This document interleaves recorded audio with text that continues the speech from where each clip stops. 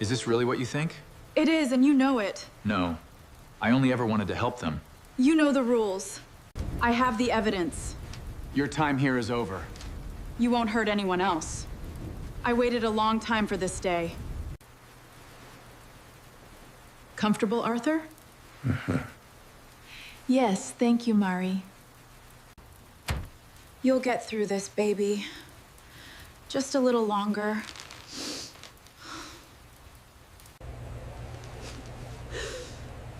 We know what happened to Arthur. How do you know? It's all in here. I brought you this, Arthur. Oh, I remember it. You got this, Mom? I know, anak.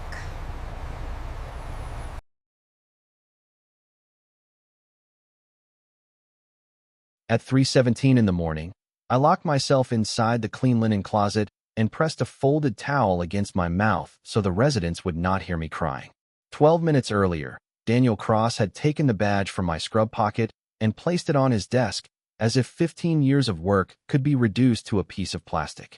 Mr. Bell was left unanswered in room 417, he said. Your assignment.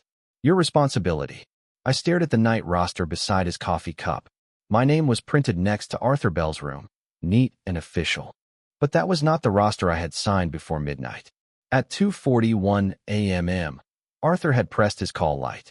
I saw the red button flare on the panel and started toward his door with his cup of warm tea still in my hand.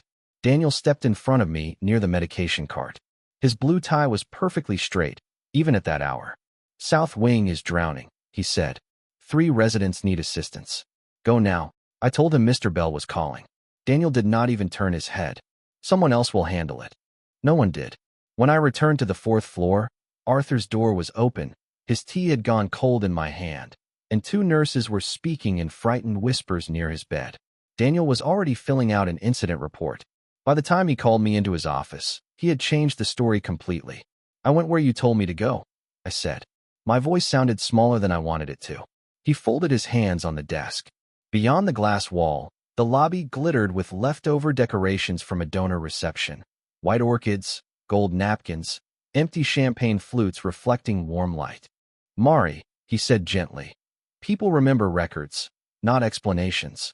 Then he leaned closer. And emotional employees rarely help themselves. I did not raise my voice. I did not beg. My son Paolo's community college tuition was due in 9 days. My rent in Rainier Valley was already late. The electric bill on my kitchen table had a red final notice across the top. I thought of all of it while Daniel slid a suspension form toward me. I signed because my hands had forgotten how to fight. Outside, the Seattle rain had soaked the sidewalk black. I stood beneath the bus shelter in my navy scrubs, holding a plastic bag with my spare shoes inside. Across the street, North Harbor's windows glowed like a hotel where suffering had been carefully hidden behind polished glass. I had spent years helping people through their loneliest nights. That morning, nobody came for me, and I did not know yet that in room 417, an old man with shaking hands had written down the one thing Daniel needed erased. The bus reached Rainier Valley just before 6 in the morning, when the sky above Seattle was still the color of wet concrete. I climbed the 3 flights to my apartment slowly, not because my legs hurt, though they did, but because I did not know what face to wear when I opened the door. Paolo had fallen asleep at the kitchen table with an anatomy textbook open beneath his cheek. His grocery store apron hung over the back of the empty chair I had once saved for my mother. Beside his elbow was an envelope from Seattle Central College, and beneath it, folded carefully in half, my electric bill with the red notice still visible along the edge. I moved the bill under a grocery flyer before he could wake and see it. In the kitchen, I opened the refrigerator. Half a container of rice, 2 eggs, a bottle of soy sauce, and the chicken adobo I had packed for my shift but forgotten in the break room after Daniel escorted me out. I stood there with cold air against my face and calculated what could last until Friday. Mom. Paolo lifted his head, blinking at the rain-dark window. Why are you home early? I closed the refrigerator gently. Quiet night, I said. They let me leave. It was the first lie I had told my son in years, and it settled between us heavier than any truth. He smiled sleepily and pushed the tuition envelope toward me. Do not worry about this yet. I picked up extra hours this weekend. I looked at his hands, still young, already dry and cracked from stocking refrigerated shelves after class. 15 years earlier, I had arrived in this country with 2 suitcases, 1 nursing school photograph from Iloilo, and the belief that hard work eventually opened doors. Instead, I had spent years wiping down other people's doors, lifting other people's parents, sending money home while postponing every plan that had my own name on it. When my mother became sick, I worked double shifts. When she died, I was changing bed linens for a woman whose family never visited. I had cried for 6 minutes in a restroom, washed my face, and returned to the call light panel before anyone noticed. My telephone vibrated on the counter. The message from North Harbor filled the screen. Suspension pending investigation. No scheduled shifts until further notice. Paolo stood behind me before I could turn it face down. I heard his breath change. "Mom," he said quietly, "what did they do to you?" I wanted to tell him I could fix it. I wanted to sound like the woman who had brought him across an ocean because she believed tomorrow could be earned. But outside, rain slid down the glass, bending the city lights into thin, trembling lines. Then another message appeared. It was from Daniel. "Sign the final statement today, and this can end quietly." I read it twice, and for the first time that morning, my sadness made room for something colder. Paolo reached for my telephone, but I took it back before he could open Daniel's message. "You have class in 2 hours," I said. "This is not your problem." His chair scraped softly against the kitchen floor. "You are my mother. That makes it my problem." For a moment, I saw the little boy who used to wait by the apartment window when my night shift ran late, holding a blanket around his shoulders because he believed I could make any bad thing disappear. I could not let him see that I had started doubting it myself. I changed out of my navy scrubs, folded them over the bathroom sink, and put on the gray sweater I wore to appointments where I needed to look respectable without looking desperate. At 8:30, I boarded the bus back toward First Hill with Daniel's message still glowing inside my coat pocket. North Harbor looked different in daylight. The donor flowers had been removed from the lobby, but the marble floors still shone under expensive lights. At the reception desk, a young woman I had trained during her first week avoided my eyes. "Human Resources is expecting you," she murmured. Daniel was already seated in the conference room when I entered. Beside him sat a woman named Ms. Keller, whose smile was calm in the way only paid distance can be calm. She placed a paper in front of me. "This statement confirms that you failed to respond promptly to a residence call light and left your assigned area without authorization." I read the words once. Then again, I was sent to South Wing. Daniel gave a tired sigh, as if my memory were an inconvenience. "Mari, you were overwhelmed. It happens." I looked at the printed assignment sheet attached to the statement. Room 417 beside my name. South Wing assigned to an employee who had called in sick before midnight. Someone had filled her name back into a shift she had never worked. "May I have a copy of the original roster?" I asked. Miss Keller glanced at Daniel. That single glance told me more than her answer. "This is the official record." Through the glass wall, I saw a linen cart roll past, followed by Linda Cho, the night nurse who had been there when Daniel ordered me away. Our eyes met for less than a second. Her face tightened. Then she looked down and kept walking. Daniel pushed a pen toward me. "Sign today, and we can record this as a voluntary resignation instead of resident neglect. That will make it easier for you to find another position." Easier. He had already taken my paycheck. Now he was offering to spare me from the damage he had created if I agreed to carry his lie. I picked up the pen. Daniel relaxed. Instead of signing, I wrote across the bottom of the page, "I dispute this statement and request all staffing records for the night of the incident." Miss Keller stopped smiling. Daniel's hand moved toward the paper, but I placed my palm over it. "I would like a copy before I leave." Outside the conference room, Linda was waiting beside the elevators. She did not look at me when she whispered, "Do not sign anything." He changed more than the roster. Linda did not wait for my answer. She stepped into the elevator, pressed the button for the parking level, and stood with her hands folded over the pockets of her scrub jacket. I entered just before the doors closed. Neither of us spoke until we reached the underground garage, where the air smelled of rainwater, concrete, and exhaust from cars leaving the morning shift. "I cannot stay long," she said. "Daniel checks who speaks to whom when there is an incident." I held the copy of my disputed statement against my chest. What did he change? Linda looked toward the security camera above the exit gate. The assignment board. The call light response log. Maybe the overtime sheet too. Her voice was barely louder than the rain tapping through the open ramp. On Thursday night, I told him we did not have enough people for both wings. Serena called in sick. He refused to request agency coverage because the monthly staffing report was already over budget. My throat tightened. You heard him send me away from Mr. Bell. Linda closed her eyes for 1 second. Yes. One word. Small enough to whisper. Heavy enough to change everything. Will you tell Human Resources? I asked. Her silence answered first. Then she touched the silver necklace at her throat. My husband has not worked since his surgery. I have 2 daughters. Daniel approved my extra shifts. She looked ashamed, and I recognized the expression because I had worn it in 100 different ways. Fear does not always make people cruel. Sometimes it simply makes them quiet. I understand, I said. No, Mari. You should not have to understand. Before leaving, she slipped a folded receipt into my hand. On the blank back, she had written 4 times and 2 names. Serena Ortiz. Staffing office. 2:41 in the morning. Roster edited at 4:12. I saw him at the computer after they took Mr. Bell downstairs, she said. That is all I can give you today. By the time I returned home, Paolo had left for class. On the table, beside the hidden electric bill, he had placed $20 in small grocery store bills and a note that said, "Buy food, please."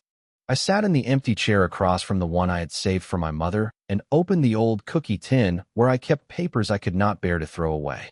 My certification. Paolo's first school photograph. My mother's last birthday card, mailed from Iloilo before her hands became too weak to write. She had written, "You did not cross an ocean to become invisible." I had read that sentence many times without believing it applied to me. My telephone rang at 11:14. The screen showed North Harbor. I expected Daniel. Instead, a woman's strained voice said, "My name is Rachel Bell. Arthur Bell is my father. I found your name in his notebook, and I need to know what happened in room 417. Rachel Bell did not sound angry at first. She sounded tired, which was worse. My father was moved to a rehabilitation center yesterday, she said. He keeps trying to say your name, but the words come out wrong. I called North Harbor, and they told me you were no longer available. I looked at Linda's note on the table. 2:41 in the morning. Roster edited at 4:12. Mrs. Bell, I am not allowed to discuss a resident's care outside the facility. The sentence came automatically, polished by years of training and fear. Rachel gave a short, hollow laugh. That is almost exactly what your supervisor said. Then he told me my father had been neglected by one employee, and the matter was handled. My fingers tightened around the telephone. What do you want from me? The truth. Rain struck the window harder, turning the parking lot below into a blurred sheet of silver. Across the table, Paolo's $20 sat beside his note, both small enough to break my heart. Your father pressed his call light, I said at last. I was going to him. My supervisor ordered me to South Wing because there was not enough staff. When I returned, the report had already begun. Rachel did not speak for several seconds. When she did, her voice had changed. Daniel Cross told me you disappeared from your post. I went exactly where he sent me. Can you prove that? I stared at the folded paper Linda had given me. Not yet. Rachel asked me to meet her the next morning at a diner on Madison Street. I almost refused. Families do not always want the truth. Sometimes they want a face to attach their pain to, and mine was already printed on Daniel's report. Before I could answer, another call flashed across my screen. North Harbor Human Resources. I let Rachel wait and accepted it. Ms. Keller spoke with formal gentleness. Mari, because you declined the voluntary resignation option, the facility is proceeding with termination for resident neglect. Your health coverage will remain active until the end of the month. End of the month. 11 days. I looked toward the bathroom shelf where my blood pressure prescription stood beside Paolo's inhaler. You have not completed an investigation, I said. We reviewed the official records. Records that were changed. There was a pause, so clean and careful it felt rehearsed. Allegations without supporting documentation may affect future employment references. The call ended before I could respond. Paolo came through the door minutes later, rain on his jacket, and found me sitting in darkness. I told him everything then, not because I wanted comfort, but because I no longer had enough strength to keep protecting him from the truth. He removed his backpack slowly. I will withdraw from school tomorrow. No, Mom, we cannot lose the apartment. No, my voice rose for the first time.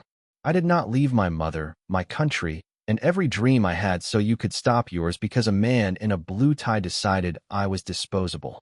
Paolo lowered his eyes. I picked up the telephone and called Rachel back. Tomorrow morning, I said. I will meet you. Rachel exhaled softly. Bring nothing, she said. My father already left something for you. The diner on Madison Street was nearly empty when I arrived the next morning. Rain slid down the front window in slow, crooked lines, turning passing headlights into smears of gold and white.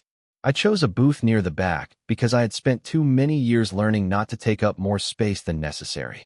Rachel Bell entered 5 minutes later wearing a dark raincoat and carrying a clear plastic storage bag against her chest. She looked like a woman who had not slept since her father became someone other people spoke about in lowered voices. She sat across from me without removing her coat. Before I found this, I believed them, she said. I believed you ignored him. I nodded because I understood. Daniel had built a story simple enough for grief to hold. Rachel placed the bag on the table.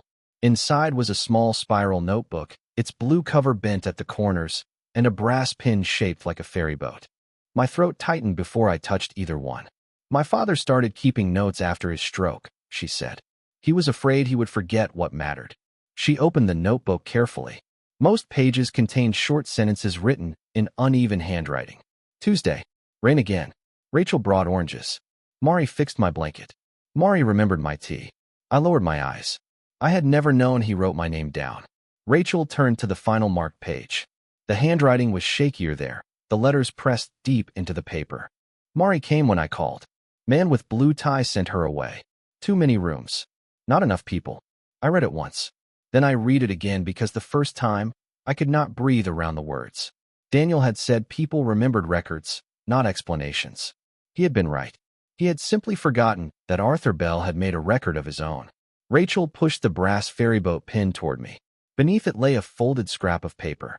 He insisted I bring this to you, she said. I unfolded it with both hands. Give this to Mari. She stayed when everyone else hurried.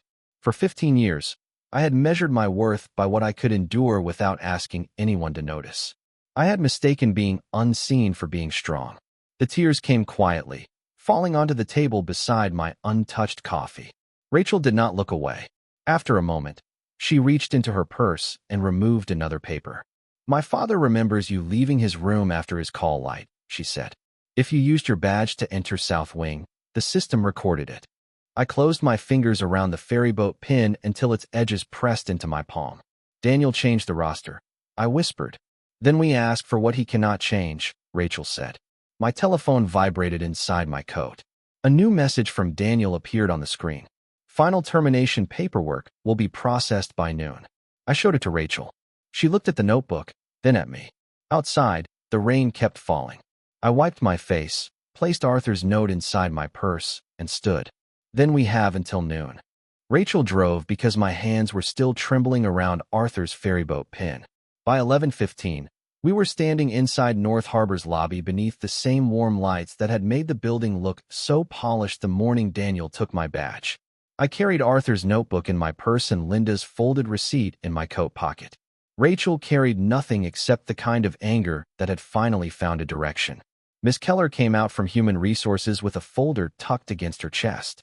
Mari, this is not an appropriate time for an unscheduled meeting. Rachel stepped forward. My father is Arthur Bell. I believe your facility is terminating the wrong person based on altered records. The color left Ms. Keller's face so quickly that I knew she understood the danger before Daniel appeared. He walked toward us from the executive corridor, blue tie straight, coffee in hand, as if no part of his morning had changed. Mrs. Bell, he said, lowering his voice into concern. Your father has been through a difficult experience. This is not the place for accusations. Rachel opened Arthur's notebook to the marked page and placed it on the reception desk. Then perhaps this is the place for reading. Daniel's eyes moved across the words. Only once. It was enough. Mr. Bell had cognitive impairment, he said. His notes cannot establish clinical facts. Neither can a roster that was changed after the incident, I said. His gaze turned to me, colder than before. Be very careful. The old fear rose inside me on instinct. Rent. Tuition. health coverage, every bill waiting at home. Then I felt the small metal ferry boat in my palm and remembered Arthur's uneven handwriting. She stayed when everyone else hurried. I have been careful for 15 years, I said. That is why you thought I would sign. Ms. Keller asked us to move into the conference room. Daniel objected, but Rachel was already requesting preservation of the badge access records, the staffing edits, and the call light logs from that night. I did not know whether she had learned those words from someone or simply from refusing to be dismissed. At 11:38, while Ms. Keller made a telephone call behind closed doors, my telephone vibrated. It was a message from Linda. I am downstairs. I will give a statement. I looked through the glass wall toward the elevator. When the doors opened, Linda stepped out wearing her navy scrub jacket, her face pale but steady. Daniel saw her too. For the first time, his coffee cup shook slightly in his hand. Linda walked directly into the conference room and set a signed page on the table. I was the charge nurse that night, she said. Mari did not abandon room 417. Mr. Cross ordered her away because he refused to call in coverage. Daniel stood, so suddenly his chair rolled backward across the carpet. Ms. Keller lifted one hand. Mr. Cross, do not leave this room. In that moment, I understood something I had forgotten during all those silent shifts. 1 frightened voice can be ignored. 2 can be questioned. 3 become a record. The conference room became silent except for the rain against the tall glass windows and the low hum of the ventilation system. Ms. Keller placed Linda's signed statement beside Arthur's notebook, then asked an information technology manager to join the meeting by video call. Daniel remained standing, one hand resting on the back of his chair. This is becoming theatrical, he said. A confused resident's notebook and an anxious nurse do not override documented records. The manager appeared on the screen 5 minutes later, his face lit by the blue glow of another office. Ms. Keller asked him to retrieve the access history for the night Arthur pressed his call light. Daniel began speaking before the search was complete. Badge logs do not prove patient care. Mari could have gone anywhere without authorization. I kept my hands folded in my lap, so he would not see how tightly I was holding the ferryboat pin. On the screen, a list of times appeared. At 2:41 in the morning, my badge opened the secured door to South Wing. At 2:43, it opened the supply room there. At 2:56, it registered outside a resident room assigned to Serena Ortiz, the nursing assistant who had called in sick. Ms. Keller turned to Daniel. Why was Ms. Villanueva in South Wing if the official assignment record shows that wing fully staffed? Daniel looked at Linda. I may have requested brief assistance. That does not excuse what happened in room 417. Rachel leaned forward. My father wrote that she came when he called. He wrote that you sent her away. Your father was not medically reliable. His words landed on the table with more cruelty than he seemed to notice. Rachel's expression hardened, but I spoke before she could. You called him reliable when his call light record helped you terminate me. Daniel's mouth opened, then closed. The manager on the screen cleared his throat. There is more. The staffing roster was edited at 4:12 in the morning under Mr. Cross's credentials. The original version shows South Wing uncovered after Serena Ortiz reported absent. Ms. Keller removed her glasses and set them beside the folder. The small movement changed the room. Mr. Cross, your system access is suspended effective immediately. Security will collect your badge while this matter is investigated. Daniel looked at me then, not with regret, but with disbelief that I was still sitting there. You think this changes your life? He said quietly. Facilities remember trouble. For a second, the old fear reached for me again. Then Linda placed her hand over mine on the table, and Rachel closed Arthur's notebook with calm, deliberate care. Then let them remember why, I said. A security officer appeared at the door. Daniel removed his badge and placed it on the polished table beside the one Ms. Keller had brought for me. Your suspension is reversed, she said. Your termination notice is withdrawn. We would like you to return to your scheduled position tonight. I looked at my badge. My photograph was still there, tired eyes, careful smile. The face of a woman who had once believed being allowed back inside was the same as being valued. I did not reach for it. Where is Mr. Bell now? I asked. Rachel's eyes softened. A rehabilitation center in Shoreline. He has been waiting for someone he cannot quite name. I picked up Arthur's ferryboat pin instead. The badge remained on the table. Then, that is where I need to go first. Rachel drove north through the fading rain, while I sat beside her with Arthur's ferryboat pin resting in my open palm. By the time we reached the rehabilitation center in Shoreline, the clouds had thinned enough for a pale strip of afternoon light to appear above the water.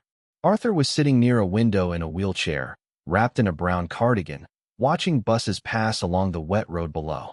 He looked smaller than I remembered, not defeated, just tired in the quiet way people become tired after trusting their lives to strangers. Rachel touched his shoulder. "Dad, someone came to see you." Arthur turned slowly. His eyes moved over my face, my coat, the pin in my hand. For one painful second, there was no recognition in them.